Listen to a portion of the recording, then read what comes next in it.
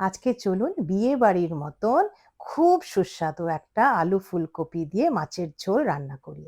মাছের ঝোলটা দেখতে পাচ্ছেন কি সুন্দর ঘন ঘন। এটার টিপ আপনাকে আমি লাস্টে বলবো। সবচেয়ে প্রথমে ফুলকপি আলুটাকে ধুয়ে নেবেন কেটে, তারপরে মাছটাকে হলুদ নুন সর্ষের তেল দিয়ে মাখিয়ে রাখলাম। এদিকে একটা মশলার পেস্ট বানাবো, তেজপাতা, জিরে, দালচিনি, ছোট এলাইচি, লাল লঙ্কা আর আদা। তারপরে তেলের মধ্যে জিরে, তেজপাতা আর সবুজ লঙ্কা দিয়ে আমরা ফুলকপি আলুটাকে দিয়ে একটু ভাজা ভাজা ভালো করে নেব। যখন গোলাপি গোলাপি হয়ে আসবে, এই যে হয়ে কি সুন্দর লাগছে, তখন আমরা চিনি, নুন আর হলুদ এই তিনটে দিয়ে এটাকে ভাজা ভাজা করব একটুখানি।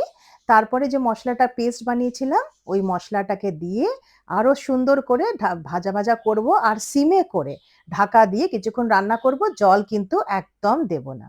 ঠিক আছে? তারপর আর একটা ছোট কড়াইতে আমি একটু সর্ষের তেল দিয়ে আলাদা করে মাছটা ভেজে নিচ্ছি। কারণ বাড়িতে যদি কেউ নিরামিষ খায় তার জন্য ওই ফুলকপি আলুর তরকারিটা প্রথমে নাবিয়ে রেখে তারপরে তার মধ্যে আমি মাছটা যে হচ্ছে মিক্স করব।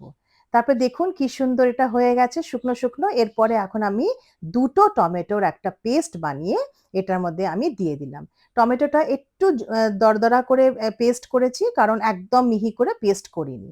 এটার মধ্যে আমরা জল দেব না কিন্তু। এই যে টমেটোটা আর এই মশলাগুলো একসাথে কুক হয়ে গেছে। এখন দেখুন কি সুন্দর শুকনো শুকনো হয়ে গেছে। এর মধ্যে এখন আমরা ২ কাপের মতন জল দেব। খুব একটা জল দেওয়া উচিত না কোনো ভি রান্নাতে, তাহলে স্বাদটা না একটু কম হয়ে যায়। যদি হ্যাঁ, অনেক রান্না হলো সেটা অন্য কথা। বাড়ির ঘরোয়া রান্না আমরা করছি। তো এইটুকুনি ঝোল সাফিসিয়েন্ট। এই যে ভাজা মাছটা এবার আমি এটার মধ্যে দিয়ে দিলাম। এবার এই সবগুলো কি সুন্দর একসাথে ফুটবে।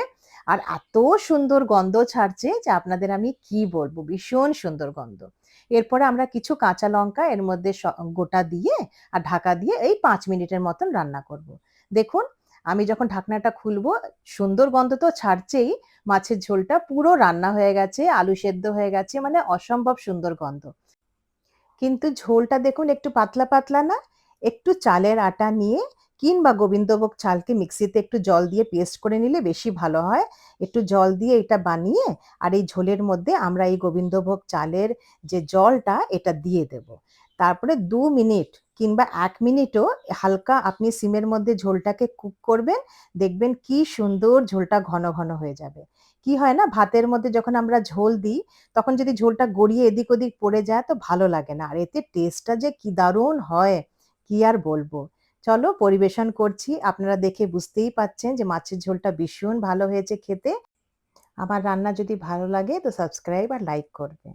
আবার দেখা হবে। টাটা।